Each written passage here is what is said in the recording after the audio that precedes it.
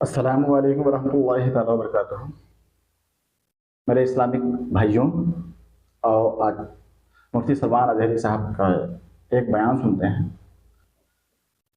دیکھتے ہیں وہ اپنے اس بیان میں کیا بتاتے ہیں، اور ہم لوگ انشاءاللہ اس پر عمل کرنے کی کوشش کریں گے۔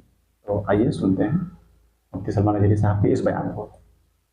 اعلیٰ حضرت امام محمد رضا خان فاضل بریلوی رضی اللہ تعالیٰ عنہ نے اس روایت کو نقل فرمایا اور فرماتے ہیں سلمہ بن اکوا سے پوچھا گیا تمہیں خوف نہیں تھا، ڈر نہیں تھا؟ 400 لوگوں کو اکیلے دوڑاتے چلے گئے، مدینے سے باہر بھی چلے گئے، تو جانتے ہیں کون سی طاقت تھی ان کے پاس، سلمہ بن اکوا کے پاس، جو ان کو خوف سے آزاد کر رکھی تھی۔ فرماتے ہیں ایک بار رسول اللہ صلی اللہ علیہ وسلم صحابہ سے بیعت لے رہے تھے، ہاتھ میں ہاتھ لے کر بیعت کر رہے تھے، تو سب حضور کے پاس ہاتھ دے رہے تھے، بیعت کر رہے تھے۔ حضور نے مجھ سے کہا سلمہ بن اکوا آ جاؤ، تم بیعت کر لو میرے ہاتھ پر۔ میں نے عرض کیا یا رسول اللہ پہلے ہی میں بیعت کر چکا ہوں۔ ایک بار وہ بیعت کر چکے تھے، حضور نے فرمایا دوبارہ کر لو، اس میں کیا حرج ہے؟ حضرت سلمہ بن اکوا کہتے ہیں میں نے دوبارہ حضور کے ہاتھ میں ہاتھ دیا، حضور نے بیعت کیا۔ تھوڑی دیر گزری تھی کہ صحابہ بیعت کر رہے تھے، حضور نے پھر پکارا سلمہ بن اکوا بیعت کیوں نہیں کر لیتے؟ کہا یا رسول اللہ میں نے 2 بار بیعت کی ہے۔ حضور نے فرمایا تیسری بار کر لو، کیا حرج ہے؟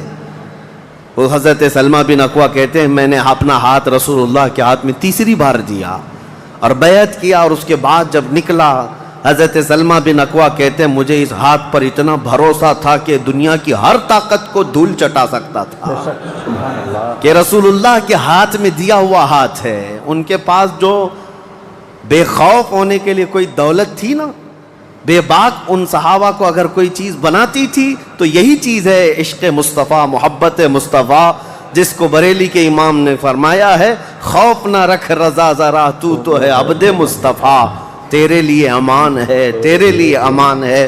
کسی شاعر نے کہا تھا کہ دیوان گانے عشق محمد کو دیکھ کر گھبرا گئی ہے گردش دوراں کبھی کبھی۔ حضور کے عاشقوں کو دیکھ کر کے دنیا کی طاقتیں بھی گھبرا جاتی تھیں کہ ان کے پاس ہے کون سی طاقت۔ تو یہ جو چھوٹی سی جنگ واقع ہوئی اس کو ذات القرد کہتے ہیں۔ اس کے 3 دن کے بعد ہی خیبر کی جنگ شروع ہو گئی تھی۔ اب خیبر پر ہم آتے ہیں۔ خیبر کیا ہے؟ تقریباً مدینہ طیبہ سے 320 کلومیٹر دور یا 300 کلومیٹر کے قریب ایک بستی ہے جس کو خیبر کہتے ہیں۔ خیبر یہودیوں کا گڑھ ہے، یہودیوں کا مرکز، اور اس وقت سے لے کر کے حضور صلی اللہ تعالیٰ علیہ وسلم کی مدینہ طیبہ آمد سے بھی کافی پہلے سے خیبر میں یہودیوں نے ایسا اپنا وہ جمایا ہوا تھا کہ پورے عرب کے سب سے بڑے مالدار یہودی خیبر میں رہتے تھے، اور جنگی طاقت بھی سب سے زیادہ ان کے پاس تھی، اور غرور اور گھمنڈ اتنا تھا، پیسوں پر بھی اور جنگ پر بھی، طاقت پر بھی، کہ وہ کسی کو بھی ڈرا دیتے تھے۔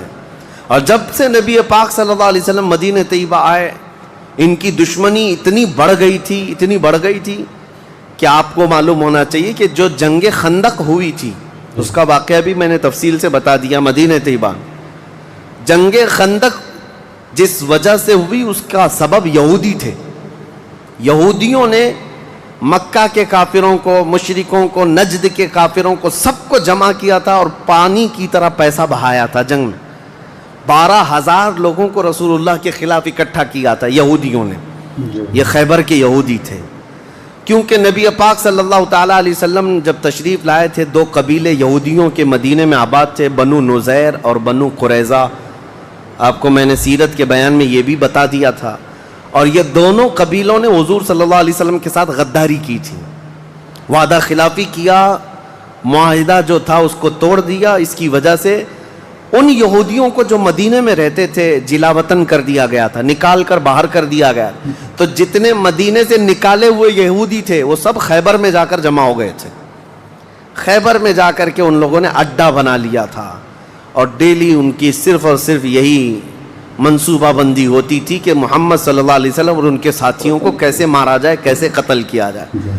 کوئی بھی دور دراز سے اگر چھوٹی سی دشمنی رکھتا تھا رسول اللہ سے تو یہ یہودی خیبر کے پورا کا پورا مال ان کے پاس بھیجتے اور ان کو کھڑا کرتے کہ تم جاؤ، ہم سپورٹ میں ہیں، ہم سپورٹ کریں گے۔ ساری جنگوں میں مشرکوں کا سپورٹ کرتے تھے۔ اب میں آپ کو بتاؤں جن کے دلوں میں اتنا زہر بھرا ہوا تھا رسول اللہ صلی اللہ علیہ وسلم کی دشمنی کا، اب ان لوگوں نے دیکھا کہ یہ اب ان کی طاقت بڑھتی جا رہی ہے، اور بادشاہوں کو تک ان لوگوں نے اسلام پیش کر دیا، اور اسلام اب مکہ مدینے کا نہیں رہ گیا، اب تو ایران بھی چلا گیا ہے، مصر بھی چلا گیا ہے، حبشہ بھی چلا گیا ہے، یمن بھی چلا گیا ہے۔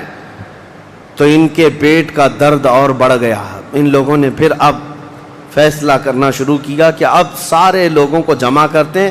ایک قبیلہ تھا بنو غطفان، یہ مشرکوں کا قبیلہ تھا، اور وہ جنگی طاقت بہت زیادہ رکھتے تھے۔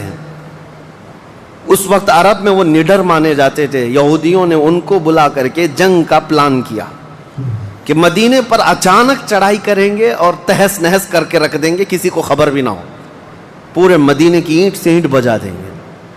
انہوں نے پلان کیا راتوں رات، لیکن مخبر صادق رسول اللہ صلی اللہ تعالیٰ علیہ وسلم کا حال یہ ہے، اور کوئی غیب کیا تم سے نہاں ہو۔ نبی پاک صلی اللہ تعالیٰ علیہ وسلم کو خبر ہوئی کہ یہودیوں نے میٹنگ کی ہے اور راتوں رات مدینے پر چڑھائی کرنے والے ہیں۔ دوسرے دن حضور پاک صلی اللہ تعالیٰ علیہ وسلم نے صحابہ کو جمع کیا، تو جتنے صحابہ تھے سب جمع ہو گئے، تقریباً 1600 صحابہ تھے۔ کتنے؟ 1600 صحابہ۔ 1600 صحابہ مدینہ طیبہ سے نکل پڑے حضور کے ساتھ کہ ان یہودیوں کو خیبر سے نکلنے سے پہلے ان کا راستہ ہم روکیں گے کہ مدینے پر کوئی بھی چڑھائی نہ کر سکے۔ جب رسول اللہ صلی اللہ علیہ وسلم صحابہ کو لے کر چل پڑے، چال الٹی پڑ گئی۔ یہودیوں نے یہ سوچا تھا کہ مدینے پر اچانک حملہ ہوگا، کسی کو کانوں کان خبر نہیں ہوگی، لیکن ایسا ہوا کہ 8 دن کے بعد اچانک حضور خیبر پہنچ گئے، ان کو کانوں کان خبر بھی نہیں ہوئی۔ نبی پاک صلی اللہ تعالیٰ علیہ وسلم صحابہ کے ساتھ جب پہنچے، صبح ہو رہی تھی، خیبر کی وادیوں میں حضور داخل ہو رہے تھے۔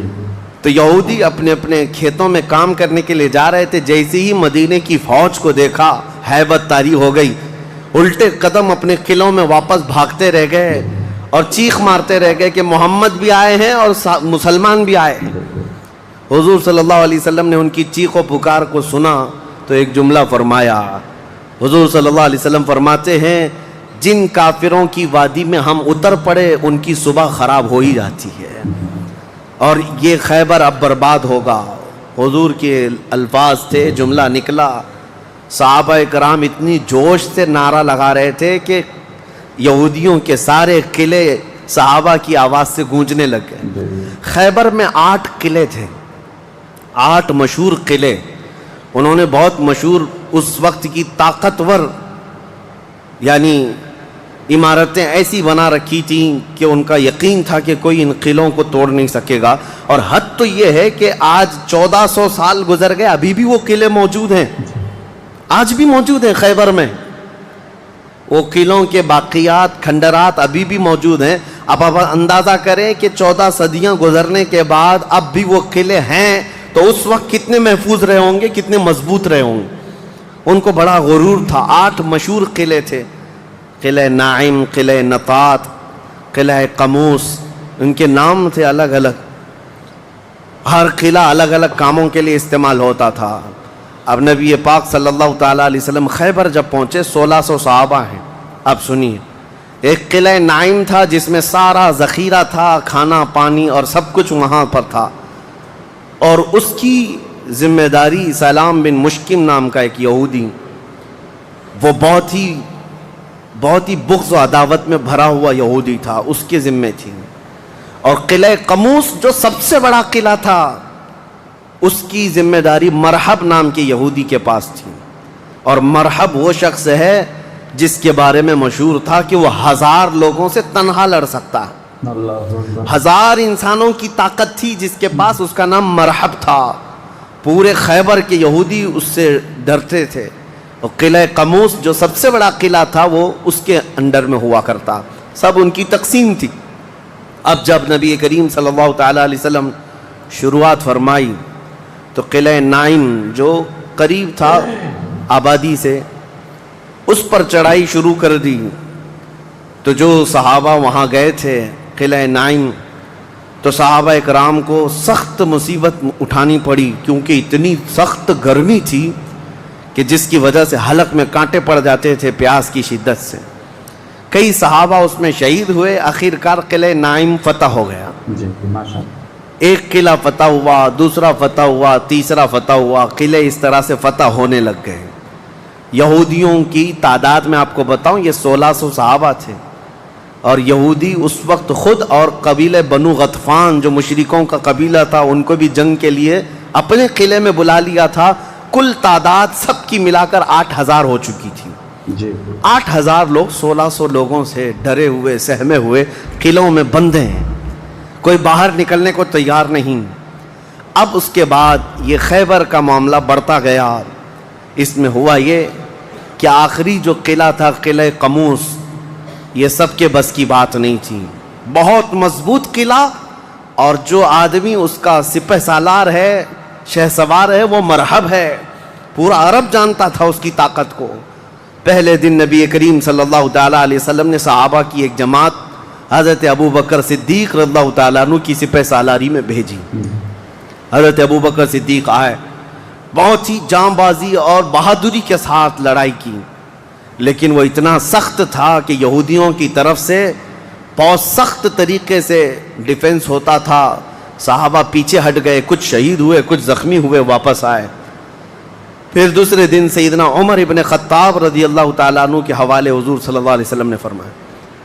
حضرت عمر فاروق رضی اللہ تعالیٰ عنہ گئے. صحابہ کی ایک جماعت تھی, لیکن آج کا دن اور زیادہ سخت ہو گیا. سارے یہودیوں نے اپنی طاقت جھونک دی قلعہ قموس کو بچانے کے لیے. حضرت عمر فاروق رضی اللہ تعالیٰ عنہ صحابہ کی جماعت کو لے کر شام میں واپس آ گئے. اب یہ محاصرہ بڑھ گیا. 20 دن چلا کنٹینیو محاصرہ ان قلعوں کا, لیکن فتح ہونے کا نام نہیں تھا. جلال پیغمبری کو دیکھیں ہیں, صحابہ 20 دن سے تپتی ہوئی گرمی میں مدینے سے 300 کلومیٹر باہر ہیں. عرض کیا یا رسول اللہ صلی اللہ علیہ وسلم ہماری منزل ابھی کہاں ہے, کب تک ہے؟ رات کا وقت تھا, نبی کریم صلی اللہ تعالیٰ علیہ وسلم جلال میں تھے. ارشاد فرمایا لَأُعْطِيَنَّ غَدًا رَایَةً رَجُلًا يُحِبُّهُ اللَّهُ وَرَسُولُهُ. حضور اکرم صلی اللہ تعالیٰ علیہ وسلم فرماتے ہیں کل کے دن میں اپنا جھنڈا ایک ایسے آدمی کو دوں گا جس سے اللہ اور اس کے رسول محبت کرتے ہیں, سبحان اللہ. اور اللہ اور اس کے رسول جس سے محبت کرتے ہیں وہ خود بھی اللہ اور اس کے رسول سے محبت کرتا ہے. اور پھر میرے آقا نے فرمایا خیبر کی فتح اسی کے ہاتھ میں رکھی ہوئی. صحابہ کہتے ہیں پوری رات بے چینی اور کروٹ لیتے ہوئے ہم نے گزاری. نبی پاک نے بشارت دی ہے تو اب تو ہونا ہی ہے. حضور نے فرما دیا ہے کہ میں کل اپنا جھنڈا اس آدمی کے ہاتھ میں دوں گا جس کو اللہ اور اس کے رسول محبت کرتے ہیں. صحابہ کہتے ہیں حضرت عمر فاروق رضی اللہ تعالیٰ عنہ فرماتے میری آنکھ تک نہ لگی پوری رات, اور اس تمنا میں کہ صبح ہوگی تو حضور صلی اللہ علیہ وسلم وہ جھنڈا مجھے دے دیں. کہ اس میں 3 بشارتیں تھیں. ایک بشارت یہ تھی کہ وہ شخص جس کو میں جھنڈا دوں گا وہ اللہ اور رسول سے بہت محبت کرتا ہے. دوسری بشارت یہ تھی کہ اللہ خود اس سے محبت کرتا ہے. تیسری بشارت یہ تھی کہ اسی کے ہاتھ میں خیبر کی فتح رکھی ہے. حضرت عمر کہتے ہیں پوری رات پلک بھی جھپکا نہیں, اسی آس میں اسی امید میں پوری رات گزاری. پورے صحابہ کا یہی حال تھا. صبح جب ہوئی دوڑے دوڑے نبی کریم صلی اللہ تعالیٰ علیہ وسلم کی جلوں میں حاضر ہوئے. اللہ کے حبیب صلی اللہ علیہ وسلم کے ہاتھ میں پرچم تھا, جھنڈا تھا. اب جنگ کے لیے روانہ کرنا تھا. نبی کریم صلی اللہ علیہ وسلم کے سامنے صحابہ کی فوج ہے. سارے صحابہ گردنیں اونچی کر کر کے دیکھ رہے ہیں, لیکن نبی پاک صلی اللہ تعالیٰ علیہ وسلم نے اس بھرے مجمع میں اعلان فرمایا علی کہاں ہے, علی کہاں ہے. اس مجمع میں حضرت علی نہیں ہے. صحابہ نے کہا یا رسول اللہ وہ بخار میں ہیں, بیمار ہیں اور آشوب چشم ہے, آنکھیں لال ہو چکی ہیں, آنکھوں سے پانی آ رہا ہے. نبی کریم صلی اللہ علیہ وسلم نے فرمایا لاؤ, اسی حالت میں بلا لاؤ. صحابہ گئے, حضرت علی کو بلا لائے. بخار کی حالت میں ہیں, آنکھوں میں آشوب ہے, سرخی آ چکی ہے. نبی کریم صلی اللہ علیہ وسلم نے قریب بلایا, اپنا لعاب پاک نکال کر ان کی آنکھوں میں لگایا. حضرت علی فرماتے ہیں مجھے ایسا لگا کبھی آنکھوں میں کوئی مرض آیا ہی نہیں تھا, بخار بھی نہیں تھا. نبی کریم صلی اللہ تعالیٰ علیہ وسلم نے اپنے ہاتھ میں موجود پرچم حیدر کرار کے ہاتھ میں دیا، کہا جاؤ علی تمہارے ہاتھ میں اللہ نے فتح رکھی ہے۔ میرے عزیزو ایک بات میں آپ کو بتا دوں کہ یہ کیا معاملہ ہے، جب رسول کریم صلی اللہ تعالیٰ علیہ وسلم کو یہ معلوم ہے کہ حضرت علی کے ہاتھ میں ہی یہ جنگ فتح ہونی ہے تو پہلے دن کسی اور کو کیوں بھیجا، دوسرے دن اور صحابی کو بھیجا؟ یہ 20 دن کا محاصرہ کس بات کا تھا؟ یہ سارے معاملات کس لیے تھے؟ ایک بات یاد رکھیں، فتح اسلام کے حق میں ہے اور غالب اسلام ہو کر رہے گا، لیکن قدرت کا قانون یہ ہے، جیسے معراج میں بھی آپ کو معلوم ہے نمازیں تو 5 ہی ہونی تھی، لیکن 9 مرتبہ حضور صلی اللہ علیہ وسلم کو آنا جانا کیوں رکھا گیا؟ خدا کی قدرت کا قانون یہ ہے کہ پہلے اسباب کی طرف دیکھو، بعد میں اسباب کا خالق خود تمہارے لیے راستے پیدا فرمائے گا۔ جنگ تو فتح ہونی ہی ہے، لیکن تمہیں سٹرگل کرنا پڑے گا، میدان میں مشکلیں اٹھانی پڑیں گی، بعد میں فتح تو تمہارے ہاتھ میں اللہ نے دی ہے۔ حضرت علی کرم اللہ وجہہ الکریم اپنے ہاتھ میں پرچم لے کر کے جب قلعہ قموس کی طرف بڑھتے ہیں، جانتے ہیں وہ تاریخ کا وہ عظیم دن ہے، محرم کی غالباً 9ویں تاریخ ہے۔ میں نے شروع میں ہی کہا کہ یہ ایک تاریخ کا ایسا حصہ ہے جس سے ساری باتیں آگے کی فتوحات جڑی ہوئی ہیں۔ کیوں میں آپ کو بتاتا ہوں، حضرت علی جس انداز سے جا رہے تھے اس وقت لوگوں کے اندر ہیبت طاری تھی، صحابہ آپ کے ساتھ تھے۔ جیسے ہی قلعہ قموس کے پاس گئے، سیدھے حضرت علی کرم اللہ وجہہ الکریم نے للکار کر کے مرحب یہودی کو بلایا کہ باہر آ جا اپنے قلعے سے اور مجھ سے مقابلہ کر۔ وہ ہاتھی کی طرح سے ڈیل ڈول رکھتا تھا اور خرامہ خرامہ سامنے آیا اور للکار کر کے کہنے لگا قد علمت خیبر انی مرحب شاک السلاحی مجرب، تمہیں معلوم ہے پورا خیبر مجھے جانتا ہے کہ میں مرحب ہوں۔ شعر پڑھ رہا تھا، پورا خیبر جانتا ہے کہ میں مرحب ہوں، سر سے لے کر پیر تک ہمیشہ ہتھیار میں رہتا ہوں، اور نہایت ہی تجربہ کار آدمی کہ جس کا وار کبھی خالی نہیں جاتا ہے۔ اس کے جواب میں مولا علی کرم اللہ وجہہ الکریم فرماتے ہیں انا الذی سمتنی امی حیدرا کلیث غابات کریہ المنظرا، تجھے پتا ہے میری ماں نے ہی میرا نام حیدر رکھا ہے۔ حیدر کا مطلب ہوتا ہے شیر، میری ماں نے میرا نام حیدر رکھا ہے، کلیث غابات کریہ المنظرا، ہیبت ناک شیر جب بھوک کی وجہ سے کچھار میں دہاڑتا ہے اس کو حیدر کہا جاتا ہے۔ جب یہ رجزی اشعار کا تبادلہ ہو رہا تھا، وہ یہودی مرحب جو سر پر ٹوپی پہنتا تھا ویسی ٹوپی لوہے کی کسی کے پاس تھی نہیں، جسم پر جو لوہے کا خود لباس ہوتا تھا ویسا لباس کسی کے پاس نہیں تھا۔ مقابلے میں وہ آیا اور اس نے حضرت علی کرم اللہ وجہہ الکریم پر بہت تیز وار کی، لیکن وار خالی گیا۔ حضرت علی کرم اللہ وجہہ الکریم پر کوئی وار نہیں آیا۔ پلٹ کر جب حیدر کرار نے وار ماری تو اس کی خود کو ٹوپی کو کاٹتا ہوا یہاں تک کہ اس کے جبڑوں تک حضرت علی کی تلوار آ گئی، اس کے دانتوں کو تک کاٹتی ہوئی آ گئی۔ اس کے بعد دوسرا وار بھی نہیں پڑا تھا کہ مرحب زمین پر ڈھیر ہو کر تڑپنے لگ گیا۔ اتنا ہی نہیں ہے کہ یہ منظر دیکھ کر کے جتنے یہودی تھے سب کے سب ٹوٹ پڑے۔ کس پر؟ حیدر کرار پر۔ اکیلے بطل جلیل ہیں، جس طرف سے آتے تھے صحابہ کہتے ہیں حضرت علی کی تلوار اس دن جو چمک رہی تھی ہمارے جسموں میں ہیبت طاری تھی، کبھی ادھر چمکتی ہے کبھی ادھر چمکتی ہے۔ آپ کو پتا ہے ایک لقب آپ کا کرار ہے۔ کرار کا مطلب کیا ہوتا ہے؟ پلٹ پلٹ کر کے حملہ کرنے والا، اور ایسا حملہ کرنے والا کہ سامنے والے کو سنبھلنے کا موقع بھی نہیں دیتا۔ حضرت علی کی تلوار نے اتنے وار کیے کہ یہودیوں کی صفیں درہم برہم ہو گئی۔ بعض تو لوگوں نے یہ سوچا کہ جان بچانے میں عافیت ہے، جب ہمارا سردار ڈھیر ہو کر تڑپ رہا ہے ہمیں اس سے مقابلے کی کیا تاو ہے۔ بڑھتے گئے حضرت علی، سیدھے قلعہ قموس جو تھا وہاں جا کر کے کھڑے ہو گئے تو یہودیوں میں ایک اعلان ہوا کہ اگر یہ علی بن ابی طالب قلعے کے اندر گھس گیا تو خیبر قیامت تک ہمارے ہاتھ میں نہیں آ سکتا، اپنی طاقت لگا دو۔ سارے یہودی ٹوٹ پڑے، جتنی فوجیں تھی ٹوٹ پڑی۔ جانتے ہیں حضرت علی اپنا ڈیفنس کیسا کر رہے تھے، اپنے بچاؤ کے لیے کیا کر رہے تھے؟ قلعہ قموس کے دروازے کو جو پھاٹک تھا ایک ہاتھ سے اکھاڑ دیا اور بائیں ہاتھ سے صرف دروازہ پکڑتے تھے، سیدھے ہاتھ سے تلوار سے حملہ کیا کرتے تھے۔ ایک ہاتھ میں دروازہ لے کر کے ڈیفنس کر رہے ہیں، ڈھال بنائے ہوئے ہیں، جہاں سے تیر آئے یا تلوار آئے اس دروازے سے آپ نے اپنے آپ کا ڈیفنس کیا ہے۔ صحابہ کہتے ہیں ہم دیکھتے رہے، وہ دروازے کو ایسے اپنے ہاتھ میں نچھا رہے تھے جیسے کوئی چھوٹا کھلونا اپنے ہاتھ میں نچھایا جاتا ہے۔ حضرت علی کرم اللہ وجہہ الکریم نے اس قلعے کا پھاٹک توڑ دیا جس کو 20 دنوں سے صحابہ جا کر کے آ رہے تھے، توڑ نہ سکے تھے۔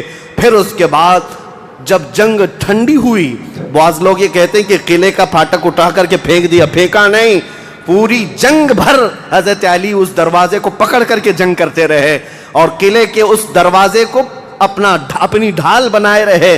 جب یہودی سرد پڑ گئے، ٹھنڈے پڑ گئے تو اس قلعے کے دروازے کو آپ نے اٹھا کر پھینک دیا۔ صحابہ کہتے ہیں ہم بعد میں، چونکہ وہ راستے میں پڑا تھا، اٹھانے کے لیے گئے تو 40 صحابہ مل کر کے اس دروازے کو اٹھا نہ پا رہے تھے، جو تنہا حیدر کرار اتنی دیر تک اپنے ہاتھ میں لے کر کے لڑتے رہے۔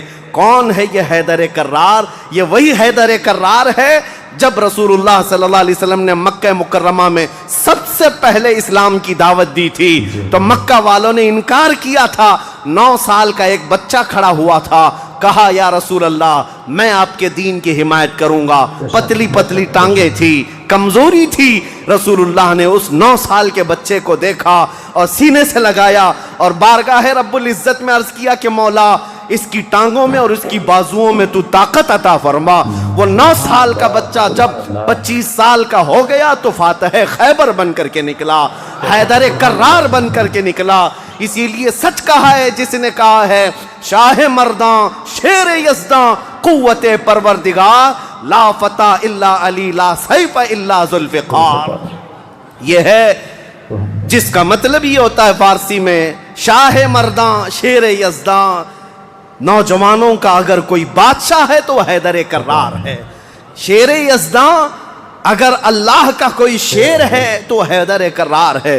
قوت پروردگار، اللہ کی طاقت کا مظہر دیکھنا ہے تو وہ علی بن ابی طالب ہے۔ لا فتح الا علی، سچ کہا جس شاعر نے کہا لا فتح الا علی۔ پورے لوگوں میں اگر جوان کوئی کہانے کے لائق ہے تو وہ علی بن ابی طالب کا نام ہے۔ لا سیف الا ذوالفقار، اور دنیا میں اگر کسی تلوار کو تلوار کہلانے کا حق ہے تو وہ ذوالفقار حیدری کا نام ہے۔ عزیزان گرامی وقار، یہ خیبر فتح ہوا، جیسے یہ خیبر فتح ہوا صحابہ میں اتنا جوش بھر گیا تھا، نہ قلعہ قموس باقی رہا نہ مرحب باقی رہا۔ اور خیبر کو جو مولا علی نے اس وقت توڑا تھا 14 صدیاں گزر گئی، آج تک یہودیوں کا اس میں داخلہ نہ ہو سکا تھا۔ یہودیوں کو پتا تھا ایک بار علی اس میں داخل ہو گیا تو قیامت تک خیبر ہمارے ہاتھ میں نہ آ سکے گا۔ آپ کو پتا ہے 2018 کی بات میں بتاؤں، 2018 میں انگلینڈ میں لندن کی سڑکوں پر پوسٹر اور بینر ہورڈنگ کارڈ لیے ہوئے یہودی احتجاج کر رہے تھے، پروٹیسٹ کر رہے تھے کہ خیبر ہمارا تھا، ہم کو نکالا گیا تھا اور تمہاری ہماری لاسٹ جنگ خیبر تھی، اس کے بعد نہیں ہوئی، اس طرح کی باتیں۔ یعنی میں نے محسوس کیا کہ مسلمان تو بھول گئے خیبر کیا ہے، یہودیوں کو جن کو مار پڑی تھی آج بھی یاد ہے کہ مولا علی نے کیسے مارا تھا، آج بھی یاد ہے کہ حیدر کرار کی وار کیسی تھی۔ صدیاں گزر گئیں، وہ زخم ابھی تک بھرا نہیں ہے۔ اسی لیے میرے عزیزو، آپ کو دیکھنا چاہیے کہ گریٹر اسرائیل کا نقشہ جو انہوں نے بنایا ہے، اسرائیل جو آج فلسطین کے حصے میں زبردستی قبضہ کیا ہوا ایک چھوٹا سا ملک، ناجائز قبضہ، انہوں نے جو اپنے خوابوں کا ایک نقشہ بنایا ہے کہ اسرائیل کہاں تک ہوگا، انٹرنیٹ پر دیکھیں گے تو آپ محسوس کریں گے انہوں نے گریٹر اسرائیل کا نقشہ جو بنایا اس میں خیبر بھی شامل کیا ہے کہ خیبر تک، مدینے کی وادیوں تک ان کو اسرائیل بنانا ہے، جہاں سے ہم نکلے تھے وہاں واپس آئیں گے، لیکن انشاءاللہ العزیز ایسا کبھی نہیں ہوگا۔ مولا علی کرم اللہ وجہہ الکریم کی وار جو پڑی تھی وہ قیامت تک تازہ رہے گی انشاءاللہ۔ میرے عزیزو، خیبر فتح ہونے کے بعد اب عدل مصطفیٰ کو بھی دیکھو، نبی کریم صلی اللہ تعالیٰ علیہ وسلم، یہ وہ یہودی ہیں جو ساری جنگوں میں جڑ کا کام کرتے رہے، جڑ کا کام کرتے رہے، لوگوں کو بھڑکانے میں، حضور کے خلاف دشمنی پر ابھارنے میں، پیسہ بہانے میں سب کام کرتے رہے، آج سب ٹوٹ کر بکھر گئے۔ نبی کریم صلی اللہ تعالیٰ علیہ وسلم کو اب کیا کرنا تھا؟ حضور صلی اللہ علیہ وسلم نے دوسرے دن جب صحابہ سے مشورہ لیا، صحابہ نے عرض کیا جیسے ان کو مدینے سے بھگایا گیا تھا، خیبر سے بھی نکال دیں، یہاں سے بھی نکال کر ان کو جلا وطن کر دیں۔ لیکن وہ مصطفیٰ کریم صلی اللہ تعالیٰ علیہ وسلم جو عظیم اخلاق لے کر کے زمین پر تشریف لائے، خیبر کے یہودیوں سے پوچھا کہ تم کو جلا وطن کیا گیا تھا اور تم نے بار بار ایگریمنٹ توڑا، معاہدے توڑے، اب یہاں سے بھی تمہیں جلا وطن کرنے کا مشورہ آیا ہے صحابہ سے؟ یہودیوں نے رونا دھونا شروع کیا اور کہا آپ اللہ کے نبی محمد مصطفیٰ صلی اللہ علیہ وسلم عدل کے شہسوار ہیں، ہمیں موقع عطا کریں، ہم خیبر چھوڑ کر جانا نہیں چاہتے، ہماری زمینیں ہمیں دے دیں، لیکن سال بھر میں جتنی بھی اس کی آمد ہوگی اس کا آدھا ہم مدینے پہنچا دیں گے، کھجوریں ہوں، فصلیں ہوں۔ نبی کریم صلی اللہ تعالیٰ علیہ وسلم نے سب کو معاف کر دیا، خیبر ان کے حوالے کر دیا، اور پھر وہ آدھا حصہ مدینہ طیبہ ہر سال دینے کے لیے راضی ہو گئے، اور اس پر حضور صلی اللہ علیہ وسلم نے فیصلہ فرما لیا۔ اب اتنی بات نہیں، حضرت عبداللہ بن رواحہ رضی اللہ تعالیٰ عنہ ہر سال جب یہ خیبر آتے یا ایک دوسرے صحابی یہ آدھا حصہ لینے کے لیے آتے تھے تو پورے خیبر کے یہودی مال جمع کرتے، اس میں آدھا آدھا حضرت عبداللہ فرما دیتے، اور اس کے بعد یہ نہیں ہے کہ لے کر کے نکل جاتے، سارے یہودیوں کو جمع کرتے، کہا میں نے پورے مال کا آدھا آدھا کیا ہے، ان میں سے جو حصہ تمہیں پسند ہے وہ رکھ لو، باقی مدینے بھیج دو۔ یہودی کہتے ہیں ایسا عدل ہم نے کہیں دیکھا ہی نہیں کہ ہمیں پہلے کہہ دیا جائے، ورنہ کوئی بھی ہوتا حاکم تو اچھا مال اٹھا لیتا اور برا مال چھوڑ کے چلا جاتا۔ یہ رسول اللہ کے صحابہ تھے، کہتے جو تمہیں پسند ہے وہ رکھ لو، جو چھوٹ گیا وہ مدینے بھیج دو۔ اتنے ہونے کے باوجود بھی حضور صلی اللہ تعالیٰ علیہ وسلم کے ساتھ انہوں نے کیا کیا؟